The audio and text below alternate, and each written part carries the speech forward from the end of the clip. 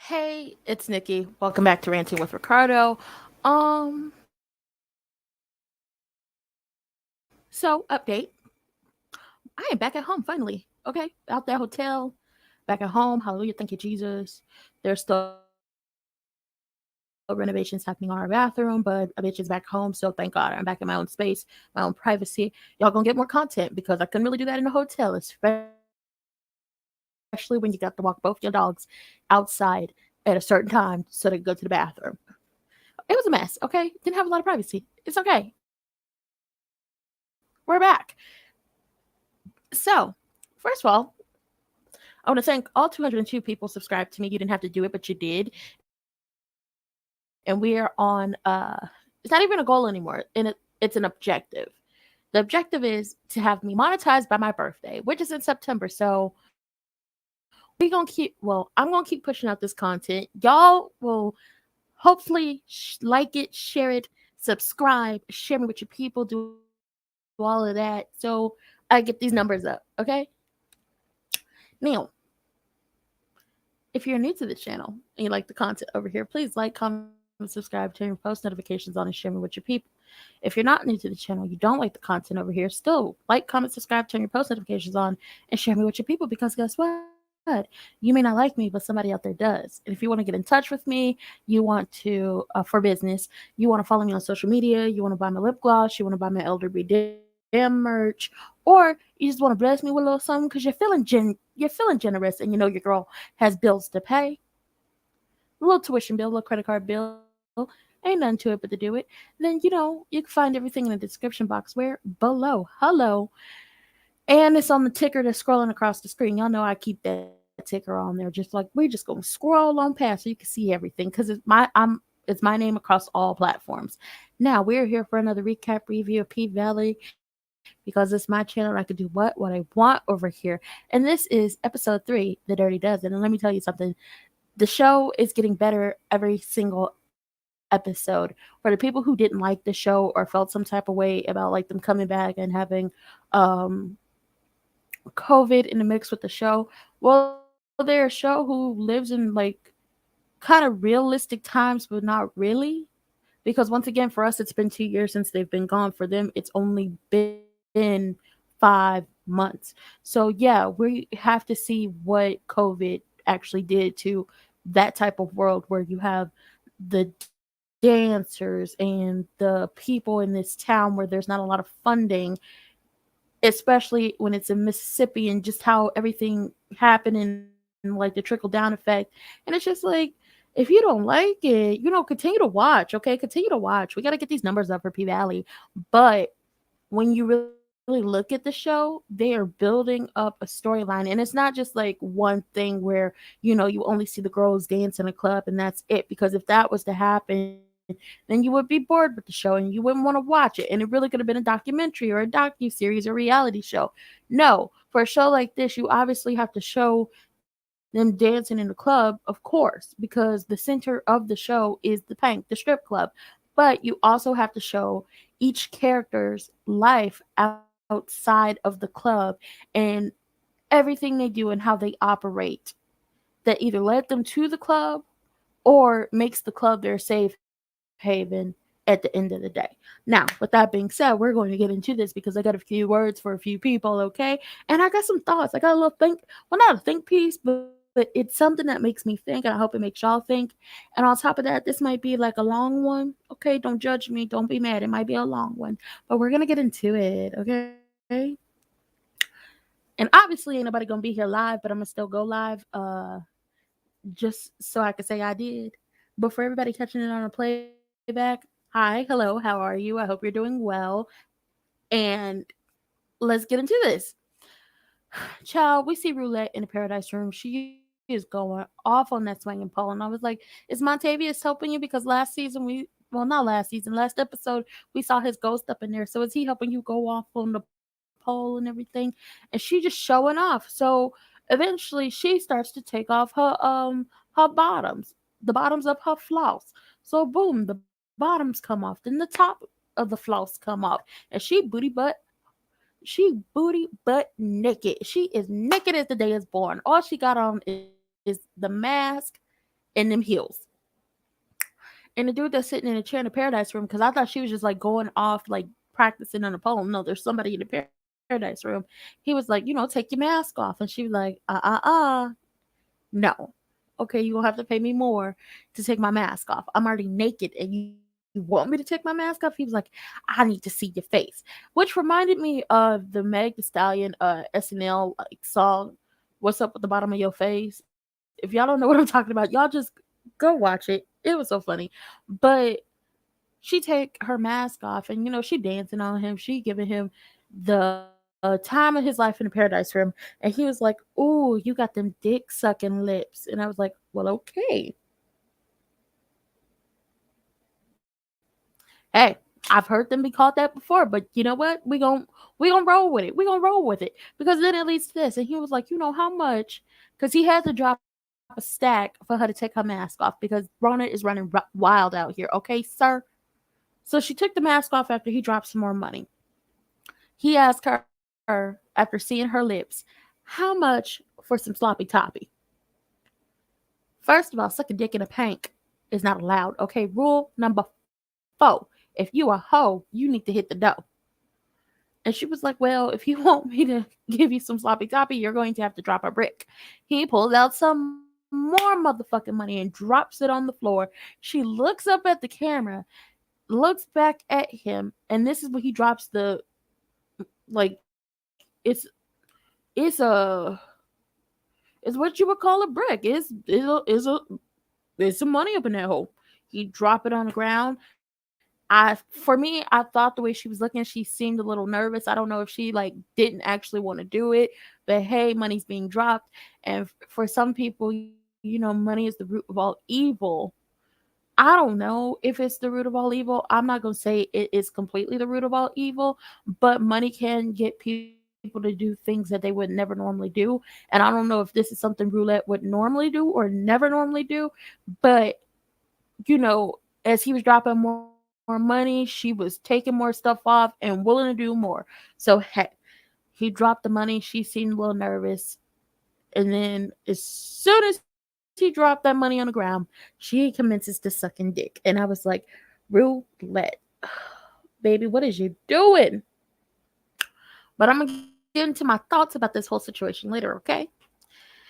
Now, we get hopped to the dressing room and the girls is just like having a good time. They throwing their money in the air, they counting it. Whisper Roulette is making big ass bags. Mercedes comes in, her bag light. Roulette go and say something to her. She was like, your bag ain't empty, it's just half full.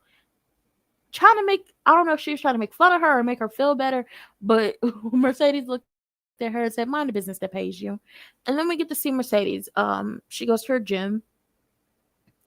And before she walks into the gym, she sees other people like other businesses have shut down on that strip. So at this point, they're loading up their stuff into a truck, like a moving truck.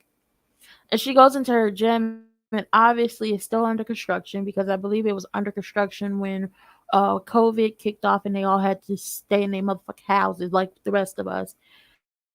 And she going through it. So she FaceTiming Coach. I was like, now who the hell is this? This not Coach. I know what Coach looked like. This not Coach. This Coach look older than the Coach we saw last season. Who is this? Child, they didn't got a new Coach. And all I'm wondering is where the old Coach at? What happened? Did he have another job he had to do? Was he not trying to get vaccinated? Like, somebody tell me what happened to old Coach. I don't know this man. But boom. She FaceTiming Coach. They talking about Charlie talking about his player because she talking about how her shoulder is messed up. He talking about how his player is hurt and everything, and how he don't think that the player will be ready by the time the season's supposed to start. And she asked about the offer he made, the offer old Coach made her the first season. And she basically is going to take him up on that offer, and she has to come on down to Memphis to iron the stuff out because she's like, what about your wife? And he's like, what about her? And she was like, you said she knew. So I'm gonna need her permission before I actually do anything with you, child. So they're gonna work some things out. Now we see Terica, and if y'all don't know who Terica is, or you forgot who Terica is Mercedes' daughter, who is being raised by the widow of Mercedes' baby daddy. So, boom. Terica, who is 14 at this point, pulls up to Patrice's church. She starts quoting scriptures to the lady who is supposed to be handing out boxes because she's like, I need 2 boxes.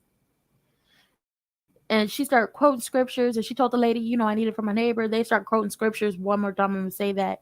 The lady called Patrice over, and she like, no, don't call her over. Terica sees Patrice. Patrice sees Terica. Patrice sends the lady away, and she like, what you doing? Where's Shell? Shell sleep. So it's just like something ain't right, because why is Terica, a 14-year-old, out here driving a car to come get food? Shell, where the hell are you at, since you are the best mother and you are better than Mercedes? Like, what the hell is going on? So Patrice says, you look like Mercedes when you lie, and tells the lady, give her 4 boxes, because Patrice, like the rest of us, can pick up on the fact that something ain't right in the water. Where the hell is Shell? And why is Terica 14 driving over here to the Patrice Woodbine Church Tabernacle First Baptist Episcopal? Why is she over here getting food? Why is she 14 and driving? Like, I get that, 14-year-olds in the South be driving and doing a whole bunch of other stuff, but why is she driving over here? Shell, where the hell are you? Where was your antennas? But I digress. Now we see a little murder, and the tour crew stop off at a gas station. Now the little white lady who is at the register is scared because, little murder, big teak, they got the bandanas on their face, okay? And she looks scared like they trying to rob her. And bitch, ain't nobody trying to rob you. You hear the man say, can I get this? He said, get this. Can I get that? Get that. Hey, let me get this. Even though they waxy, let me get a zebra cake. And if I was up in there, I'd be like, hey, give me a sweet tea, the flaming hot munchies, and a lemon. I don't know why I need the lemon, but I'm pretty sure I'm gonna need it later. But give me that. Hold up. And put me one of them Granny Smith cookies up in there too. Give me one of those. I would have been in there asking for stuff too. So she about to hit the silent alarm for the police. Once again, little white lady. Ain't nobody trying to do nothing to you. They up in here trying to buy something. Child, before she could press the silent alarm, Keyshawn come out the bathroom because, she like, why won't he drive so slow? I almost didn't make it. Lil Murder asked, old girl, you got a postcard? And it's just like, are you sending postcards to Uncle Clifford? Is that what's going on? Oh, Lamarcus. Ooh. Rom hit the window like, hey, come on, we gotta get this photo shoot cracking. So they do a ghetto ass photo shoot, which I loved it. It was everything. In the parking lot, and Keyshawn, like they're playing that party game from the last episode where there's a killer, and when the killer winks at you, you got to die. So in the midst of them taking photos, they up close and personal, Lil Murder, well, Lamarcus and Keyshawn, they looking at each other, and Keyshawn winks at him, and he dies right on the spot. And it was like, we knew it was Keyshawn. We knew it. I was like, look at them all getting close like a little family. Child, back down to the pank, but in the back. Uncle Clifford sees the flyer of the tour, and he's talking about it. And Haley was like, let them come slide through. And he was like, first of all, Keyshawn can't come up in here. Okay? Second of all, I'm wondering how she got away from the slave master. Okay? How she do that? Child, she manipulated him. She really did. And if y'all didn't see that from last episode, basically she saw the text on his phone that said that he didn't get the job. And that was in the beginning of the episode. So by the time we get closer to the end of the episode, she just keeps naming off all these random things. Well, not random things, but the things that they need for the house, the things they want for the kids, their hopes and their dreams, that gets him like all up in his feelings because he cannot provide that because he ain't got no motherfucking job, okay? And he knows he doesn't have a job, but he doesn't know that she knows that he ain't got that job.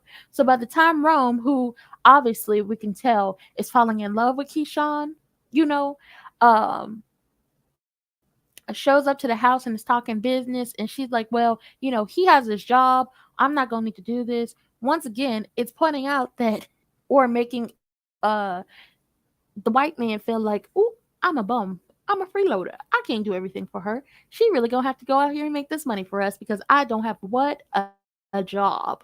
So come to the end of the episode where she starts naming off getting a air conditioning unit, big backyard, white picket fence, separate bedrooms for the kids. And he's like, well, I didn't get the job. Well, she puts the puss on him and basically convinces him to let her leave. And a lot of people felt like she was leaving him and the kids. And I was like, I hope not. You better go back and get them kids. But I feel like she is using this tour to come up with a plan or gain her strength in leaving him. Okay, now we get back into it. Haley was like, they need a new headliner because obviously Mercedes' shoulder ain't completely healed. Now, Diamond did get that bad energy, that bad spirit off of her, but we're pretty sure either the spirit followed Autumn, child, I keep calling her Autumn, Haley's ass back to the bank, or some people thought that Haley took the ring when Diamond's back was turned. Who knows? Who knows? But Mercedes' shoulder still has to heal. So they're like, well, not they. Haley is like, we need a new headliner, and Uncle Clifford's like, you can't be replacing Mercedes. And Haley said, well, anybody can be replaced. And with her shoulder needing to be healed, we're going to have Whisper and Roulette be the headliners. Child. Uncle Clifford said, I'm going to tell Mercedes that this was all, because she agrees, but she says, I'm going to tell her that this was all yo doing, okay? You did this, not me. I wanted to keep her as the headliner. You said no. And then they get to talking about how the grand reopening went to hell. Big L set the kitchen on fire, burnt up all the chicken wings. Big Bone was working on the bar and not serving drinks. Big L was still not on his job at the DJ booth. And then Jupiter, you know, girl, what was you doing? Because you disregarded rule number, what was it, 45.22? Leave your baby daddy drama at home, especially if he's white. It had her baby daddy drama all up and through the club. So Uncle Clifford was like, it goes, there's more to owning and running a club than you think. And I'm gonna say that grand reopening was 85% your fault, only 15% of mine, because that's how their ownership percentages work out. So then they start renegotiating the ownership percentages, which leaves Haley with 69%. Because, I forgot what Uncle Clifford said, but it was just like along the lines of, you know how to take it and suck it at the same time or something like that. And 31% for Uncle Clifford. So boom, we got the headliner stuff out the way. We got the percentage renegotiated. Now we need a motherfucking DJ because Big L and what never on his job. I got something to say about him never being on his job. And Big Bone was playing music like a remix to I forgot who it was, but she was playing a remix to a song from TikTok. And Uncle Clifford started dancing, and Big Bone was like, when they said they need a new DJ, Big Bone was like, I could be the DJ. And after a few like going back and forth between Haley, Big Bone, and Uncle Clifford said, she can't be worse than Big L, and she can't. Now, on the Big L never being on his motherfucking job, I realized that Big L is never on his job because Big L was told to go to the Paradise Room much earlier in that last episode, and he didn't do that. Was told to go take his ass to the Paradise Room again, and he still didn't do that because he had to go get them drugs from Duffy. Then he was never on his job when it came to being a DJ and being a cook and burning up the goddamn chicken wings. And all I got to say is, you weren't on your job on this last episode like you should have been. Then you and Duffy wouldn't have been busted out by a certain person getting out of a car. And I'm just gonna say this: is Big L never being on his job the reason why he got them 2 strikes, or is it because based off what Uncle Clifford said in the last episode when they kidnapped her, was taken to her birthday party, and she started confessing all her sins? Big L and Uncle Clifford robbed a bank.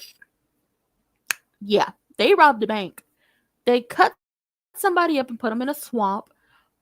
Are those the 2 strikes? Somebody let me know, because y'all always doing something. Big L ain't never on this goddamn job. Now, down to the crooked ass church in Delta Valley. You know what, the crooked ass preacher who basically convinced Patrice motherfucking Woodbine, the bane of my existence, to get with Mercedes to funnel the money through the church so they could get a loan. And then when he basically said, I used you, you ain't gonna preach in my church, that's what led to Patrice Woodbine stealing the money and buying her a church. Yeah. He got Wayne Kyle down there shucking and jiving for all the black pastors, talking about, we're going to vote the casino in. And, if you get your pulpit members and all your congregation to vote yes, there might be some extra money in your collection plate. I said, you raggedy, crooked Ooh! Shut my mouth, okay? And now the crooked ass Delta Valley preacher says he'll, talk about the casino and everything to his pulpit, and he's shucking and jiving for Wayne. Talked about, yes, I will talk about them about voting yes. Child, Patrice Woodbine said, really? And her and Wayne started trading barbs, and I was like, this cannot go. Even though I don't like Patrice, I don't like Wayne. And it's like, on one level, Patrice ain't shit, but Wayne ain't shit, and he racist. So Patrice is a little bit higher in my book. And anytime she can read this bitch down, I'm gonna let her read him down, and I'm going to go up for her in this moment. They start going back and forth. And Patrice lays it on the line, talking to the rest of the black pastors, preachers, deacons, whoever is there, talking to them about the whole situation. And I've said this before in my other reviews. Even if they bring the casino into Chucalissa, it does not mean that the black people are going to get a fair shake, a fair chance at working at the casino or anything else that comes with the casino. They're bringing it in to gentrify the whole fucking town. Okay, the black people are going to be pushed out, and it's going to become white people land. And none of y'all matter. And if anybody helps bring the casino to Chucalissa, then y'all will only have yourselves to blame, because somebody already warned you about this situation. They are not going to help you. And she basically said, they're going to bring the casino here, but you're not going to get a job in the casino, because they're going to say you can't count. And they're definitely not going to give money to the schools that most of the black people go to learn to count. So vote no for the casino and come down to my church, okay? And also, this chicken is dry. Okay, I don't know who cooked it, but the chicken is dry. And I'm like, if the chicken is dry, that means the chicken ain't seasoned either. And I'm trying to figure out, as a black person, how do you have dry and unseasoned chicken? You should be ashamed of yourself. And no amount of hot sauce is gonna fix it. Child, back to the tour crew, okay? The Dirty Dozen. We down in New Orleans, okay? And now I know. They my family in my head, okay? Nola Reeds and Bondi Blue. Oh, they gonna love this. They gonna love this episode, because that's their home, okay? That is their home. Even if they don't live there currently, that is still their home, okay? So they about to do a show in New Orleans. We see Big Frida performing. I was like, oh my God, Big Frida, you better show out, okay? Ooh. And then we see the people in the club, they dancing, having a good time. The tour crew go to the dressing room, and Keyshawn's going off. She's on live, and she's like, "Oh my God, chocolate covered strawberries!" She's just like talking about these chocolate covered strawberries. And I like the way it was on the screen. I wish I had screenshots, but I didn't take any, because it's just like, I got to watch out how I screenshot stuff, because most of this episode was a whole bunch of ass and titties, okay? For the most important stuff. And I'm like, Keyshawn half the time was in, a little bit of nothing, and I can have her up on the screen in a little bit of nothing. They're gonna try to get me. So the way they had it was, they had Keyshawn, she was on live, and then you had Lil Murder and the Wody and Big T coming behind him. But the way they had it set up was like, oh, she's in her dressing room and she sees all this good stuff, and he walks in his dressing room, and like, reading into it, you thought that he walked in his dressing room and saw that it wasn't none good, it was a mess, it was a pigsty, all that. No, they was walking into the same dressing room, and he looking around like, where my strawberries at? And Bodie said, now, you know you allergic to strawberries, and that's why you ain't getting none. He was like, well, you could have had me some strawberries and Benadryl. And I was like, sir, I don't, sir, you need an EpiPen for that. Ain't no Benadryl gonna help you. You was gonna need an EpiPen, especially because Keyshawn tried to give like she took not even a picture. She was like, here, let her say ah, trying to give him a strawberry, and Big T slapped it out her hand. She was like, no, not she. He was like, you don't want to see him after eating that strawberry because his face is gonna blow up. Mind you, roamed and took a picture of the situation and posted it to the gram. It looked like they got a whole bunch of likes and everything. And Keyshawn is like kind of like scared because the white man thinks that LaMurda wants Keyshawn, but LaMurda left his heart back in Chuckalisa and he don't want her. She's his beard, okay? And Rom is like, once again, looking at her like he's in love with her, and she was, well, first of all, you look beautiful, so I had to post it, and second of all, it's great promotion, and third of all, it's great promotion for the tour, and third of all, he don't follow Blue Guap on the gram. And Keyshawn was like, okay, you can leave the picture, and it's just like, child, this is gonna be a recipe for a disaster. So they start performing. Like Big Frida brings them up on stage. They start performing. I think it's like champagne campaign. Child, I don't know the song, but I'm gonna learn it. But they start like he starts rapping, she starts like they performing, and it goes into like a music video type sequence. And I was like, oh, I love it. I love the cinematography. I love the way everything plays out, and I love the fact that they didn't just do showing them on stage and all this, but y'all really made it feel like like we were watching a music video from them both, just like, first of all, they exude best friend energy. Like, that's my best friend, go best friend. That's what they give Keyshawn and Lamarcus. I'm gonna call them Keyshawn and Lamarcus, but that's exactly what they give. They give like we best friends, and you see that from the video type sequence, because you see the fans running after him, the girls running after him, them performing on stage, them in a music video type sequence, and I was like, that is a first of all, it's a great way to get them through like the first week of the tour without us having to drag it on and on across multiple episodes. But it's also a great way to show that even though and this is my thoughts, that even though this is a show, they are really treating him like he's an artist, and in real life he is an artist in his own right. And I'm just saying, I loved it. Okay, I loved it. So boom, the music video sequence ends, and they end up back on stage, and it's the last show of the first week, and it was like the first no, not the first week, the second week of the tour starts in Memphis. Child, and here come, like, Memphis is the epicenter of most of this episode, and Chuckalisa. Child, we head on down to Memphis, and Mercedes is, she done drove down there to go work the situation out with Coach, because it's like 10,000 a weekend for her putting a puss on that man. And Terica calls her, and she's asking her about the dance team, and she was like, why you worried about it? Shell ain't gonna let you dance. And Terica was like, I can convince her. And she's like, what are you doing? And she's like, working, trying to get everything back together.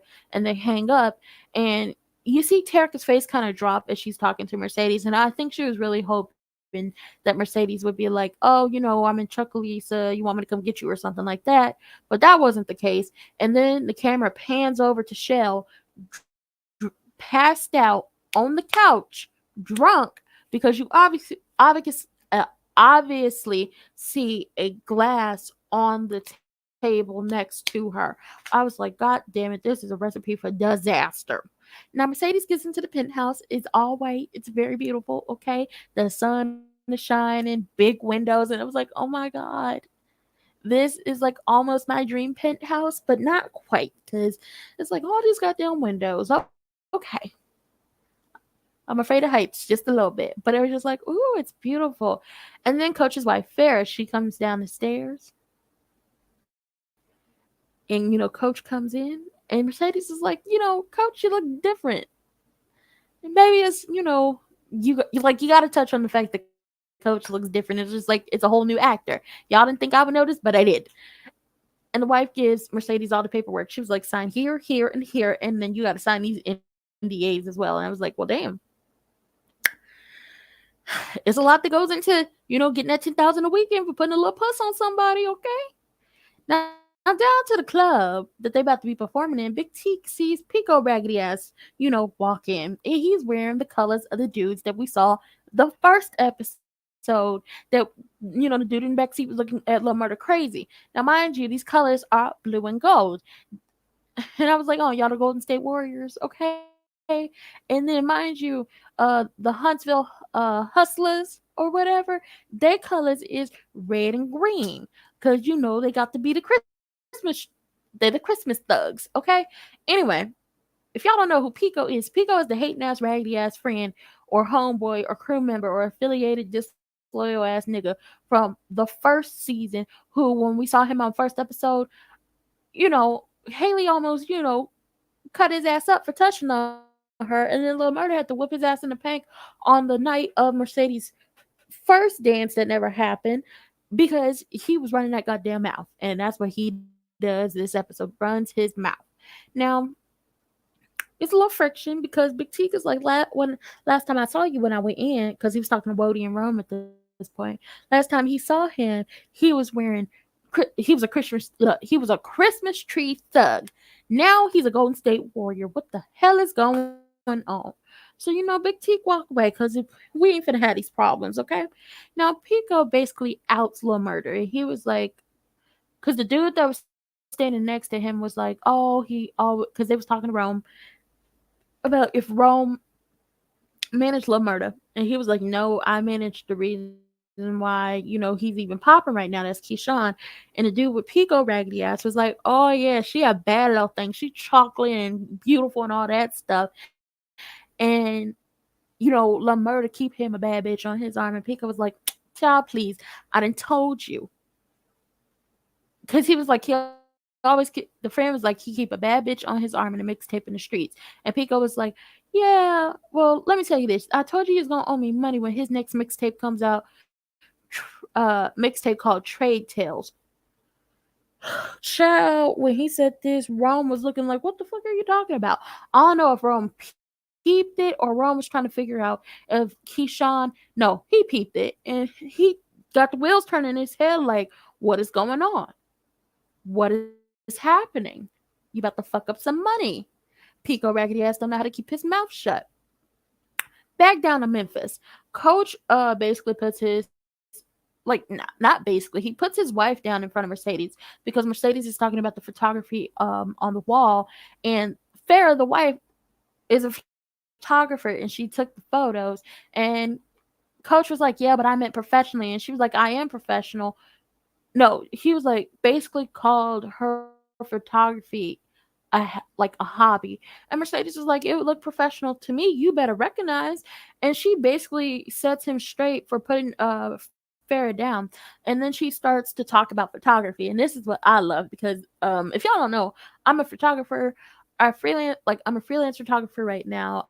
I mostly do events, but I also like to take pictures of just like random stuff and everything and people. But she was looking at the photo in the middle, and she was like, she liked how Farrah took a picture of the man from above and not below, which is most of the time that's how you take pictures. Like photographers will take pictures of men, they will take it from below them and not above them. And she was like, with her taking the picture from above him, it allowed the photograph and him to exude that soft masculine energy, but also allowing him to keep his power. And she loved that, which made Farrah feel like, oh my God, somebody actually notices. Okay. Then Farrah Mercedes, because Coach gets up because somebody calls him. So then they get to talking. And she asked Mercedes, why did you want my permission? And I don't know if the whole conversation came before or after, but Mercedes was like, I realized, we all a hoe for somebody. And then it was the because let's be true, we all a hoe for somebody. Not in a way y'all may thinking like, oh, you out here selling yourself. No, well, selling certain body parts, but we all a hoe for somebody. Some of us are hoes for our jobs, okay? And they really do be treating you like you a hoe at your job. So that whole situation. I'm not gonna dig deeper into it because maybe I'll talk about it next time I get up on here. But it's true. We all a hoe for somebody. Some people be hoes for their jobs. It's a lot. But she talks to her as Mercedes and Farrah talking. She was like she wanted permission because she has this thing called integrity, and that there are many things in her life that she's done that she would have never did. But at this point in time in her life, this right here, this is different. And that's when we all a hoe for somebody hoe. And they just talking, and Coach comes back, and he was like, "Oh my God, y'all are connecting," and him and Mercedes can connect on the football tip because they were talking about her injury and his player being injured, and now the player is likely about to come back earlier than expected. So you're picking up on the fact that they connect on this part of his life that maybe Farrah and Coach don't connect on, which makes Farrah uncomfortable and causes her to get up and is like, "I'm gonna leave y'all, okay?" But Coach was like,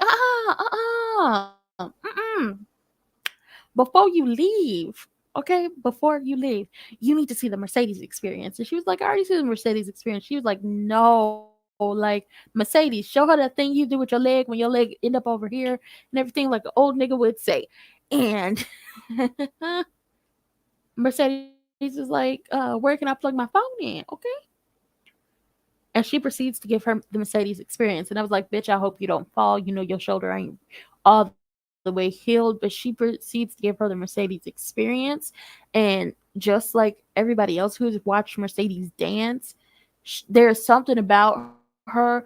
And Bondi Blue pointed it out that most, when you think about strippers, they are muses to these men, whether it be from the ones talking about them in regular R&B songs to rock and roll to rap, uh, making movies, documentaries, taking pictures, anything, poems, all that. They are muses to these men.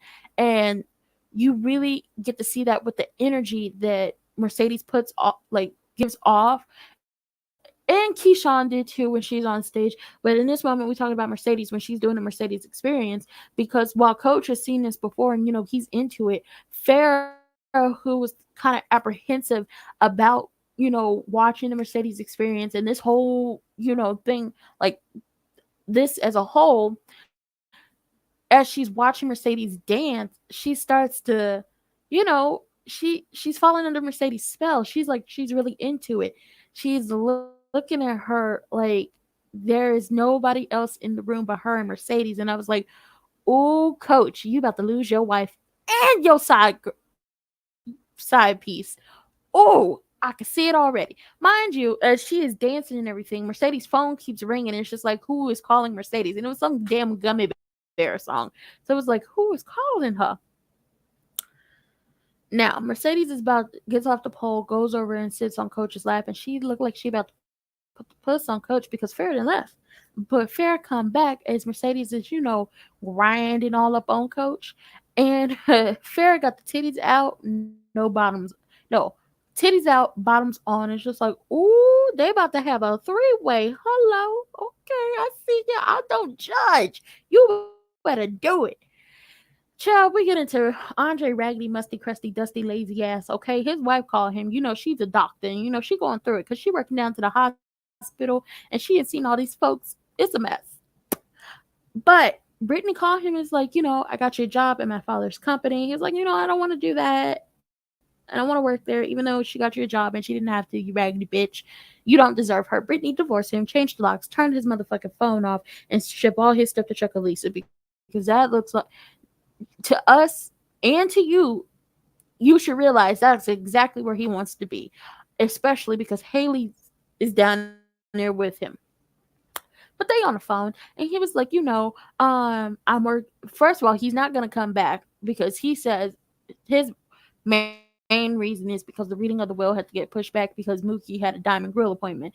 So boom, there's reason A. Reason B is because he working for Corbin trying to get Haley and Uncle Clifford to sell the bank, but his stupid ass casino. Then you got C. He don't want to leave Haley. He didn't fall in love with this lady, even though you got a whole ass wife who loves you and wants the best for you down in Atlanta.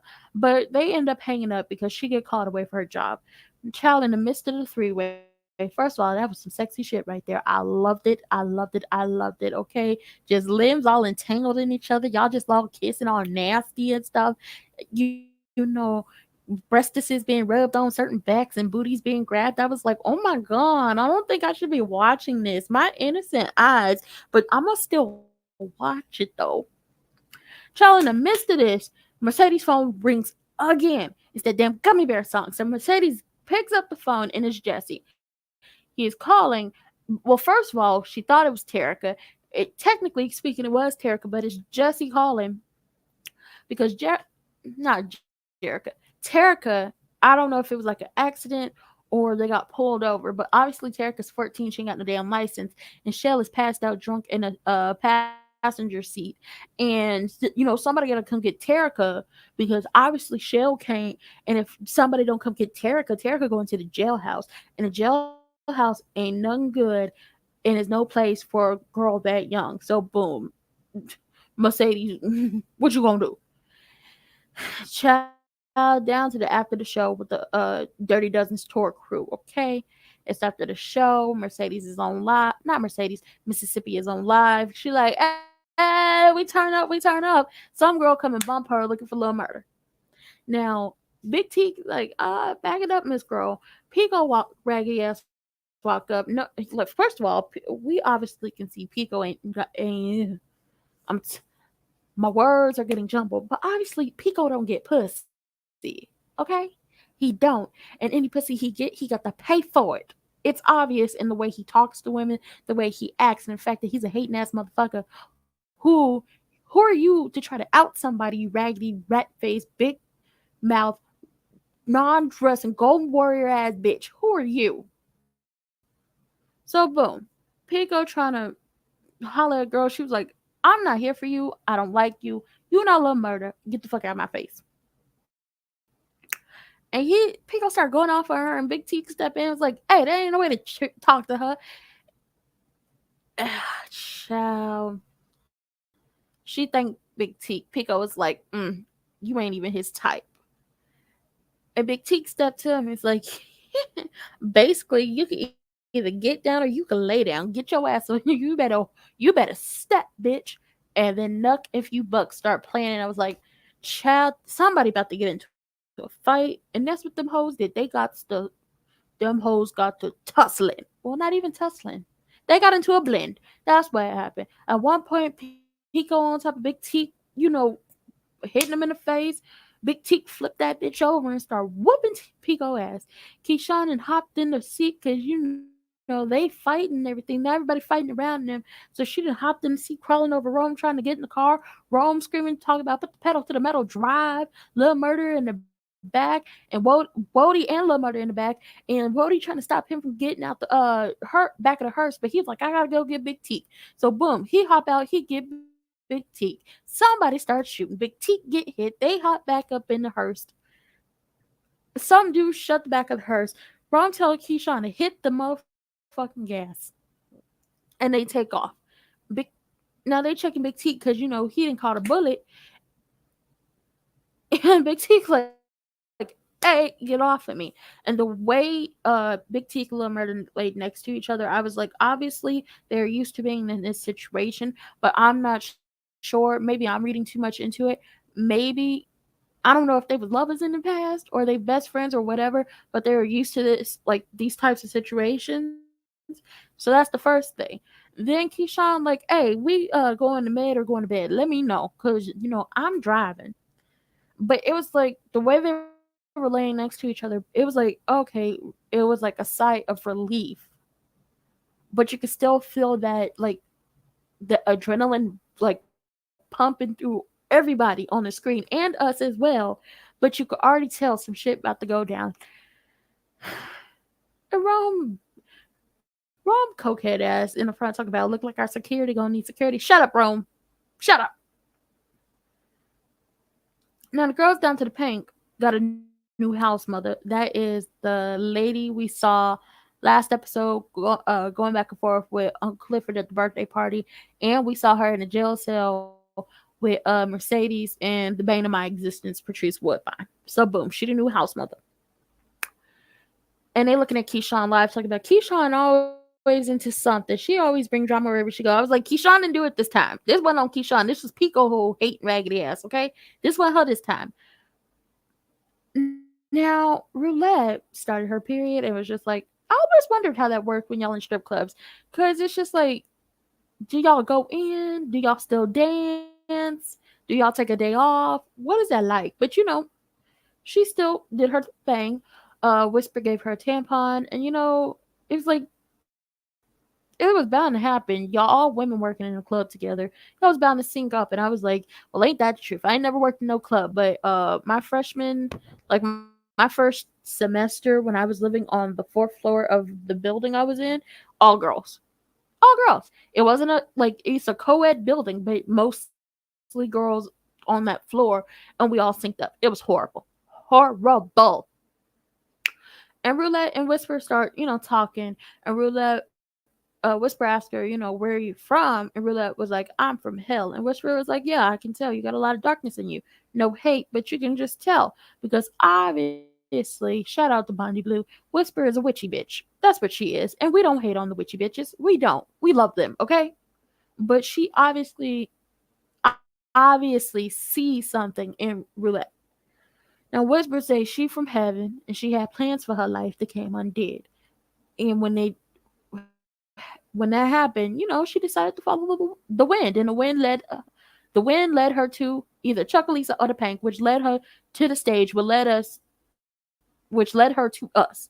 And then these heifers did a bump of coke, and I was like, you know what, you know what, y'all are obviously showing the more darker sides and the more raw and gritty sides of the strip club and the atmosphere and what the girls go through and what the girls do to be ready to hit that stage every night. But god damn it, not you doing. First of all, Roulette, we know you was Wanda from Snowfall, and we know Wanda was a crackhead on there. Please tell us you're not a crackhead on here.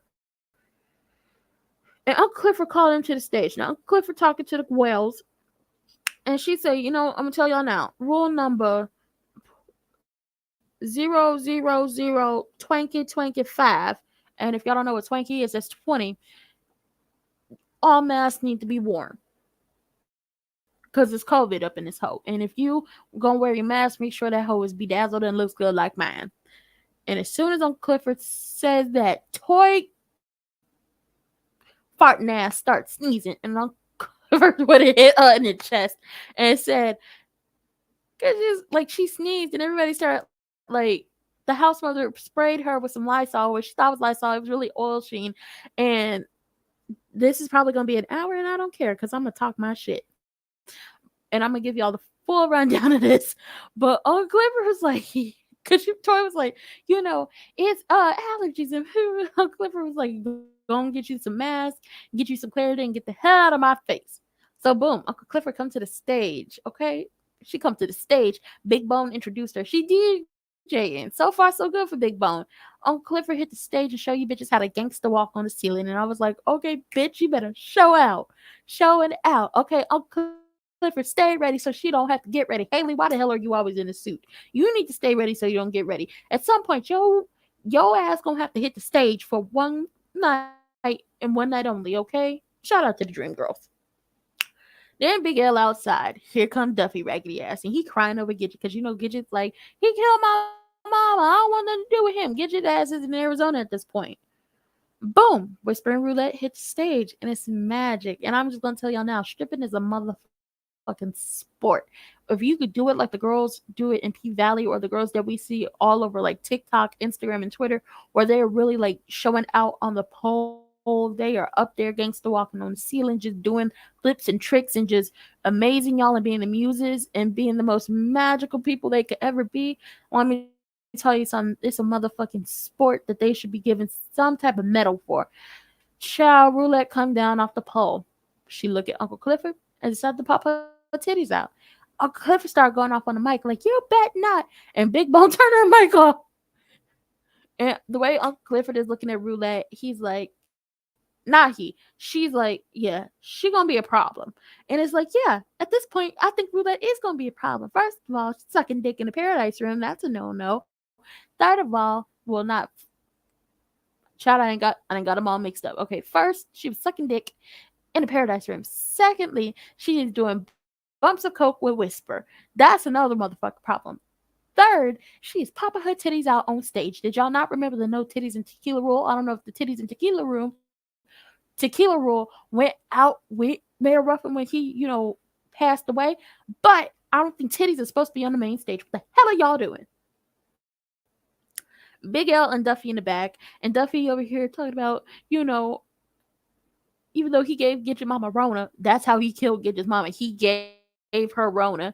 She not answering the phone. She don't want to talk to him, but I still love her. I still want her. Okay, I'm gonna retire. I'm gonna get Gidget a ring, a house with the white picket fence, and a golden retriever, and the 2.5 kids that come with it. The American dream.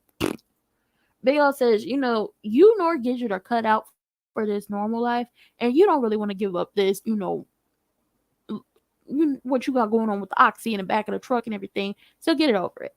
Whisper and Roulette come out there with their bags and everything, and Duffy points out a move that Roulette did, but he calls it by the actual name. Something cocky at the end of it. And Roulette was like, I'm not no bust down. Which Whisper then has to show her that he's talking about this move.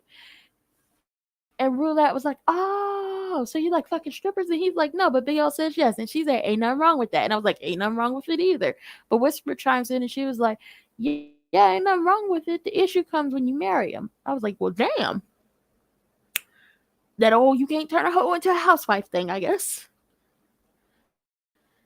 Child, now Duffy didn't change this tune looking at Roulette. At one point, he was crying over Gidget. Now he looking at Roulette like, hello, my name is Duffy. I'm your local friendly drug dealer, and I like strippers. Okay, hello. So Big L gets called back into the paint by Clifford, because once again, Big L ain't never on his job. And Whisper goes with him after Roulette basically, does a head nod like, hey, go. And, Roulette and Duffy get all close. She pulls out her knife and picks his teeth. I said, you know what? You know what? You know what? I'm not going to do this with y'all. This may be an hour. It may go that long. Child, down back to we back in Chuckalisa, and we see Shell in a tub being sprayed. Mercedes is spraying her, so Mercedes left Memphis and came back to Chuckalisa. Shell in the tub, Mercedes spraying her. Shell is drunk, throwing up, and Mercedes is going off on her. Mercedes thought she was sober, but she lost her sobriety. At the same time, she lost her job. She blames Mercedes for ruining her life.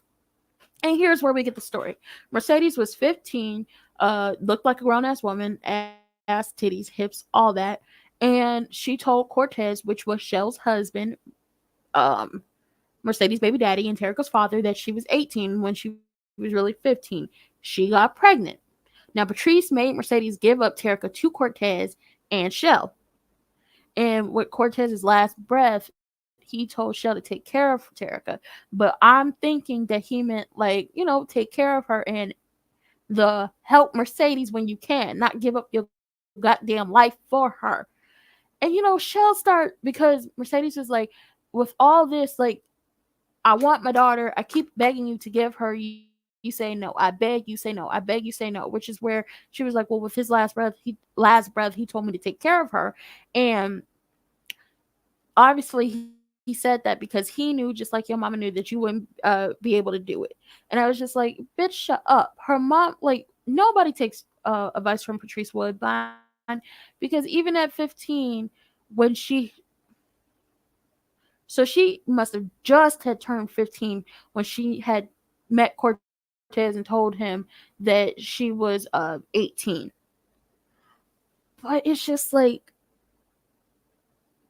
taking that child away from her mother and giving her to her father, and then deciding to keep her away from her mother after the father died. That's some diabolical shit. I can see if she was on drugs and really living foul out here and really couldn't take care of Terica. But when it comes down to it, she was young. Her mama ain't shit. Her mama's obviously one of those women, parents who is like, well, if you have a kid, I'm not taking care of it. And basically, if there's a father or somebody around on the other side of the family or our family that can be trusted to take the child, that's where they're going to go. So that's what happened to Terica. And she'll start laughing. She drunk laughing in the tub, talking about, I have to look at his mistake every single day. You know, I stay loyal to a dead man who couldn't stay loyal to me when he's alive. And she just going off, and she, like I said, she called Terica a mistake. And Mercedes is just taking it all, but Terica's on the outside listening. And baby girl was crying, and I was just like, this is, first of all, Shell, I'm gonna get on you because I said it on Twitter. I'm gonna say it on here. Shell is a glutton for punishment. She's a glutton for motherfucking punishment. Instead of giving Terica to her mother when Cortez died, you decided to keep her and raise her, being loyal to a man that was not loyal to you, being loyal to a dead man at that. Instead of giving her to her parent, you decided to raise somebody else's child when you could have gave the child back to her mother and went on about your life and been happy and checked in on her in the sense of taking care of her like Cortez probably asked you to. Instead, you decided to punish yourself for what reason? I don't know why. So the fact that you called that child a mistake, that no, don't say that about her. You decided to raise her. You could have gave her back to her mother. You made a decision to raise her. You could have said fuck his last wishes and went on about your life, but you didn't. You're a glutton for punishment and you did it to yourself. Even though he is dead, he did fuck you over by having sex with a child. She was only 15. And even 18. A grown man with an 18-year-old still shouldn't have happened. But once again, you, after he died, still decided to carry on with the last wishes when you could have said fuck it and gave her back to her mother. But you didn't. So this is on you, not on Mercedes. At this point, not on Cortez no more because he's dead and gone. It's on you because you made those choices for your life. Now get out my face, Shell, with your drunk ass sitting up there throwing up and crying and laughing in the tub. Bitch, bye. Back at the Pank, Big Bun is throwing that ass in a circle in the DJ booth, which got the girls like, hey, she better stop or she gonna get got. In a champagne room, some dude is like asking one of the girls for head or sexual favors, and she was like, no. And he mentions that, well, my boy said a girl with dick sucking lips can go home and give me a ride. She still say no, so obviously he's looking for roulette, and it was just like, this spells trouble. Just a lot of trouble. It was a lot this episode. And I feel like I'm going to keep going the way I go, even if it's super long and y'all don't sit through the whole thing, because there's a lot to talk about when it comes to this show. Now, on Clifford and Haley, they in the office talking about the casino deal because Andre, musty, dusty, crusty, lazy, should have gotten a haircut because, bitch, you live in Atlanta ass, was texting her about Corbin's offer to, like, sell the Pank. And at this point, it's only a meal on the table. And it's just like, that's just the tip. Don't nobody want that. After taxes, that ain't shit. And they talking about it. And Haley was like, well, wouldn't you want to sell? And Uncle Clifford was like, what about, like, I'm thinking about, she's thinking about the girls. And Haley says that shouldn't be your concern, which points out to me that you've never had a stable place to put down roots at. Your life has always been uprooted and you've never been in a place long enough to actually make connections with anyone. Last episode, you said the Pank is just a building, nobody's home, which is wrong. And this episode, you said no one should be concerned. And it's just like, really? When you came here and wrecked shop and fucked shit up for a lot of them, they were still down for you. But Uncle Clifford was like, well, now with my new percentage, that's 3.1 million for me. And Haley was like, well, look at you, not bad at math at all. Like I thought she was. And they click kills. Now down to Andre and Corbin at the mayor's house. They drinking, they talking about the casino. Corbin is like, you need to convince her to sell. But just like Andre said, and I thought, Haley is waiting to see if the vote passes for the casino. Because if the vote passes for the casino, then her and Uncle Clifford have the most power in Chuckalisa at this point, more power than Wayne would have as the mayor, because it's up to them on if the casino comes or not, because Promised Land needs their land to build. I don't know why y'all just can't build over it or around it, but hey, who am I to say anything? And then Corbin says, I doubt that she'll have more power because there's nobody running against Wayne. And Andre is like, I can. And Corbin starts spewing off all this stuff like, you don't even live here, you don't have no land, you don't have no slogan, you don't have nothing. And Andre was like, first of all, I'm from Chucalissa. I own land here, much to my wife's chagrin. I'm a registered voter here because I had to vote for the first black mayor of Chucalissa. Okay? And Corbin basically says, if you run for mayor, I'll foot the bill. So boom, we might see Andre running for mayor. And I'm back at the hotel. Well, Blood Murder is heading back to his room at the hotel, and the girls is following him, trying to get pictures, trying to, really trying to get up in there with him, okay? But we know he left his heart in Chucalissa. Keyshawn opens the door like a wife that's been waiting up for him. And, she kisses him and brings him into the room, trying to get them to leave him alone. Mind you, Rome is watching all this happen, so the wheels in his head is turning, because it was like, first of all, Pico said trade tales. So I'm worried about this situation. Now Keyshawn is kissing on him now. Y'all know he love him some Keyshawn. Okay? Now Lil Murder and Keyshawn, no, Lil Murder tells Keyshawn, that kiss was sloppy, and she was like, I was trying to save you. And she started oiling his scalp, and he talking about this postcard that he got at the store. And she looked at the postcard, she was like, 27th thought. And he goes back to writing on the postcard, hands her the postcard. His 27th thought is, I love you. And that is supposed to be going to Uncle Clifford. And Keyshawn tells him, if you love her, don't fuck it up, because people like Uncle Clifford only come around once in a lifetime. And, like, they talking, and you can obviously tell that they give off best friend energy. And I'm gonna get to why they give off best friend energy, but first of all, this is a lot longer because the episode was like 61 minutes, and I was just like, well, that's never happened before, but okay. My Uncle Clifford, Lamar was like, I know what I did to get kicked out of the kingdom. What did you do to get kicked out of the kingdom? So he don't know that she pulled a gun on Diamond. And she was like, I couldn't believe in fairy tales. And I believe that her fairy tale was that she was either going to get away from Derek and move on with Diamond, or Diamond was going to save her and it was going to live happily ever after. And that was not her fairy tale. And it was easier to point a gun at Diamond to get him off of Derek than it was to kill Derek at that point. Because first of all, he's white, she black. Obviously, you're going to jail. And she hasn't. I don't think she ever reported him beating on her. So then there's that. But it was also like, if she didn't, and you know, if she didn't kill him, and Derek got off of him, not Derek got off him, Diamond got off of him because he heard the gunshots, that would have spelled out more trouble for her than she's already in. So boom, she still got the postcard, and she like, we gonna send it. And she started running around the room, and he started chasing her, and they exude best friend energy. Like, that's my best friend, I'd rather die for you, bitch, do or die, we tied it in a new weave. And he picked up her money, he was like, hey, give me back, see, you gonna be mad if I put this in my pockets. And as she's running around with the postcard, she opens the door, Big Teak show up, and back at the hotel, he good with the gunshot and everything. And him and Lil Murder go to the little corner store. Now, down at Shell house with Terica and Mercedes, they in the kitchen. Terica asked Mercedes about what Shell said, and Mercedes is honest with her, and she was like, I had you at, like, I was 15, I was in a rush to grow up, and then I grew up.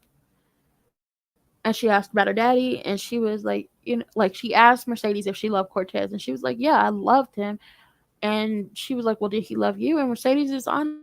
She's like, I don't know. And she was honest about the situation. Like, I was 15 and I told him I was 18. I was in a rush to grow up, and I grew up by having you. And she basically tells her, getting pregnant was a mistake, but having Terica isn't something she's ever regretted in her life. And even though Terica wasn't planned, she was wanted. And Terica was like, well, why did you give me up? Why didn't you keep me? And she basically says, like I said before, Patrice made her give Terica to her daddy. Patrice is one of those parents that is, I'm not going to raise your child. I'm not about to raise no kid. You either stay in my house or you get out and stuff like that. And she forced Mercedes to give her away. And she was like, well, you didn't stay 15. And, by 18, Mercedes was like dancing at the Pank. And she was like, ain't no court about to give her, gonna give a stripper back her child. And we saw the first season. The reason why Mercedes was really trying to get the gym was because she was trying to show the court that she was no longer dancing and she had another income. And obviously, she had a house and a room set up for Terica so Terica could come live with her.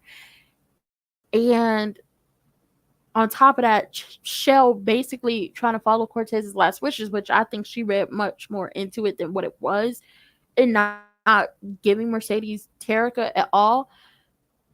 It's a lot, and it's a lot to put on a 14-year-old because that's how old Terica is now.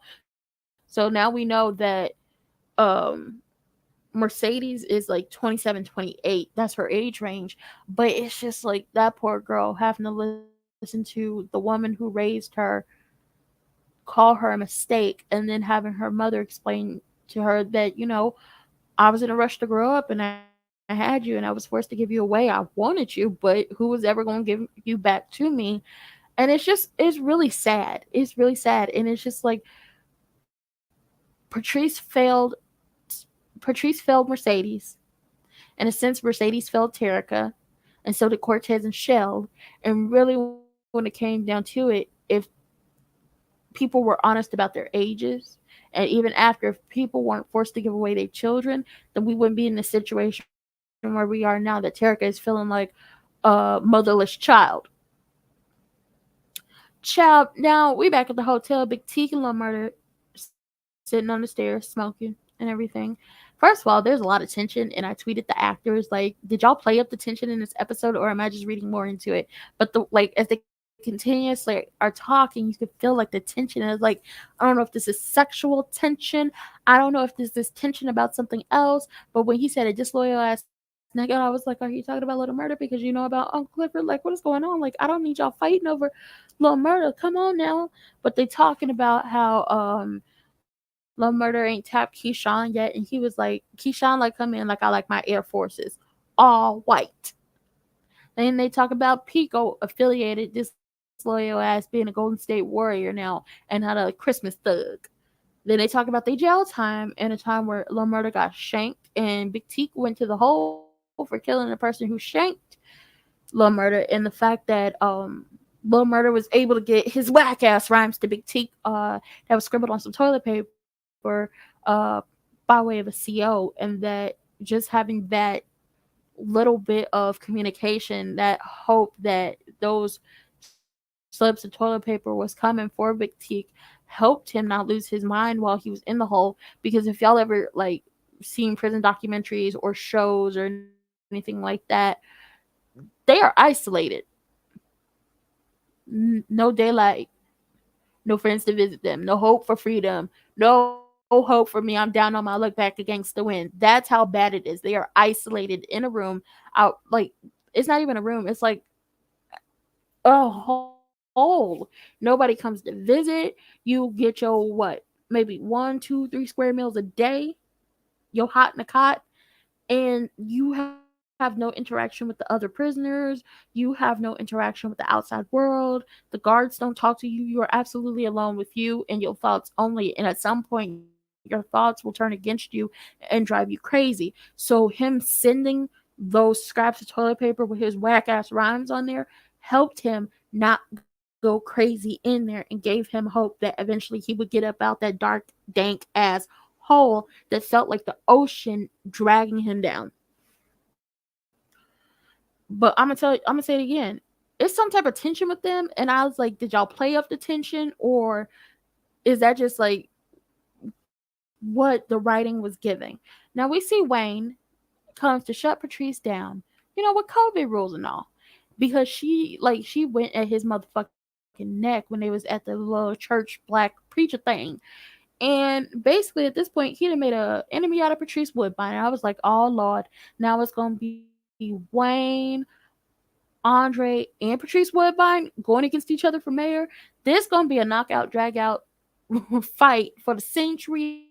And I'm gonna grab my popcorn and I'm gonna watch. Let's get ready to rumble hoes, because this right here, this gonna be a mess. Then we see Uncle Clifford. He gets a postcard. No, she gets a postcard. And at this point, it's multiple postcards when she goes to sit down at her vanity, because we see postcards from Little Rock. We see one from Mississippi. It's just like different postcards from all the places that the tour has been. And this postcard did not say I love you, but the postcard said, you look good in red. And I was like, aw, it's so sweet. I'm holding out hope for y'all. Then we see Duffy and Big L unloading the truck with the oxy in it. And then we see Roulette getting out of a. Well, first of all, we see shoes. So it's like, who is getting out of. Like, who's. Because you would think that when you see, like, these shoes, that maybe, oh, like, Gidget has come back or whatever. She's maybe making an appearance. No, it's Roulette. She's getting out of a car because she just turned a trick. And I was like, well, damn, we is really just going deep down, raw, gritty. We get real gutter with this season, ain't we? We showing a real raw side of a strip club. I was like, well, if you gotta show it, you gotta show it to let these people know that it ain't all sunshine and rainbows. Okay? It's not all that. It's really not. And Roulette gets out the car and she turns. And when she turns after the car pulls off, I don't know if they saw it or didn't, but when she turns, Big L and Duffy look up. Mind you, they didn't drop like they've dropped the box, so now the oxy is on the ground. Roulette sees them, they see her, and she winks, and the show goes off. And I was like, this is some mess, because she saw the pills. I don't know if they saw her get out the car and everything, and she not wearing what she was wearing when she was came to the club. She in a hoodie, and her makeup look all messed up, and she looked like she didn't sweat it out her weave. It's a lot. It's a lot. Okay, I loved it. It's a lot though. And this was like an hour and some minutes, but it did what I had to do. It did. But that was about it. That was it for this recap review. If you like the content over here and you know, you like the content, you like me, you like the channel, you like this recap review, please like, comment, subscribe, turn your post notifications on, and share me with your people. If you don't like the content over here and you don't like me, you don't like the recap review, you just don't like the channel, still like, comment, subscribe, turn your post notifications on, and share me with your people, because you may not like me, but somebody out there does. And if you want to get in touch with me for any type of business, you want to follow me on social media, you want to bless me with a little something because the bitch got bills, you want to buy my lip gloss, or you want to buy my Elder Be Damn merch, all of that can be found where in the description box below and scrolling across the ticker at the bottom of the screen. And child, this was long, but this episode was long, and there was so much, and then I had so many thoughts, and I just had to give it to y'all. So, tell me how you liked it in the comment section, and I'll see y'all for what's coming on tonight. Real Housewives of Atlanta and Love Match. I should be back for that tonight. And I'll see you later.